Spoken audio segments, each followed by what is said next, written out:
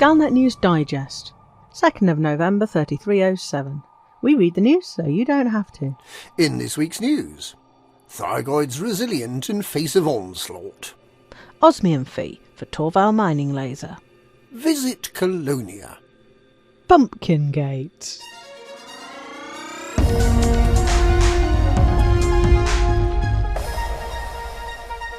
Despite substantial anti-Xeno activities over the weekend in the 8 systems that were attacked on Thursday, all 8 of the attacked systems continue to report a massive Thargoid presence. The attacked systems are all in the Witchhead Nebula and the Pleiades, but the number of Thargoids in the Coalsack Nebula and in the California Nebula has also sharply increased, with plenty of non-human signal sources. The lack of apparent progress raises the prospect that, in the absence of Aegis, who've always been pretty useless anyway, Salvation might come to the rescue again, as he did with Cornsar, using his mystery weapon to wipe out the Thargoid presence in at least some of the affected systems. He's already positioned his megaship in the Merope system. There appear to be 2 different sorts of Thargoid invasion, with 4 of the systems affected by persistent non-human signal sources such as were found in Cornsar, and the other 4 with non-persistent NHSSs. This may affect Salvation's choice of target, as he has previously favoured the persistent sort. If so, he's likely to choose one, or perhaps more than one, of Pleiades sector PD-S B4-0, Evangelos, Onoros or Shenve for his next experiment. And who knows what effect that might have on an already rather displeased Thargoid fleet.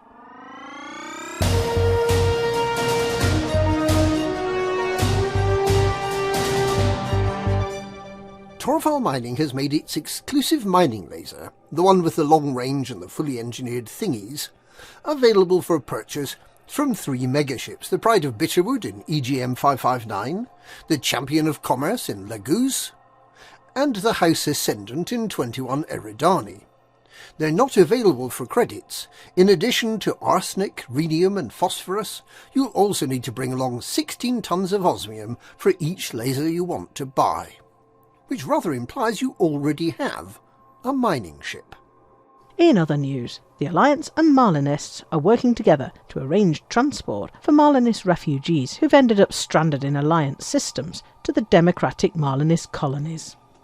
The standoff between Orion University and the Scrivener's clan continues, with the university blocking the dredgers' hyperdrives and the clan refusing to allow the university enforcers to board.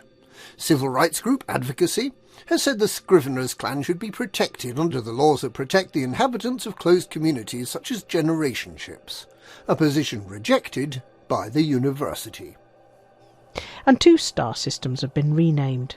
Dr. K's Heart and Dr. K's Soul will remain as permanent memorials to one of the galactic pioneers.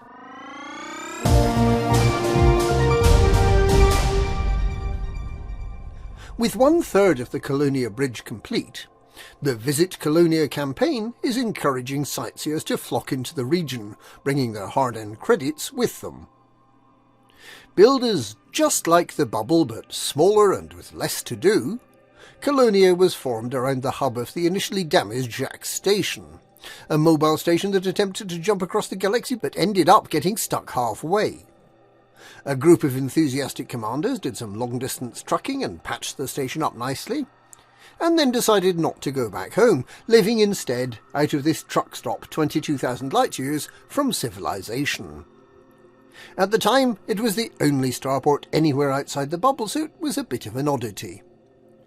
There really wasn't anything to do except explore a bit and hold town council meetings, so the inhabitants got to know each other extremely well. Over time, more folk started moving out to Colonia and the system developed suburbs. Except some of the folk who moved out later decided to move back to the bubble or retired. So some of those suburbs are pretty quiet now, a bit like ghost towns. Even so, there are now some wonderful facilities out in Colonia, and the locals are rightly proud. There's a smart new fleet carrier factory, and there are not 1, not 2, not 3, but 8 engineers, 7 of whom don't have a dungeon full of reanimated corpses. Coupled with enough densely packed stars for the light to flay the skin from your bones, even through a protective screen, Colonia really is somewhere to see. Once. Depending on your boredom threshold, possibly twice. And very soon, once the remaining 2/3 of the Colonia Bridge is built, it'll be even easier to turn around and head right back to the bubble.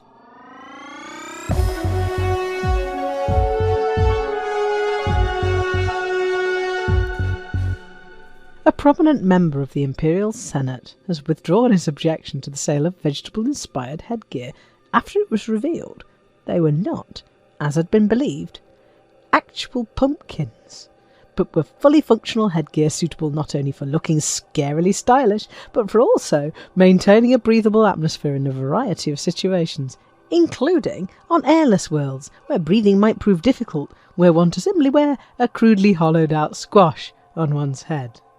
The difficulty apparently arose because the skill of the designers was such that it was not immediately obvious from the front of the headgear that it really was correctly fitted for life support. It's only when you look round the back that the air supply lines, CO2 scrubbers, radio communications and jump assist umbilical and other necessary accoutrements of an authentic piece of space hardware becomes apparent. So, it turns out that the pumpkin is a proper helmet after all, as is the senator who didn't do his research before denouncing it.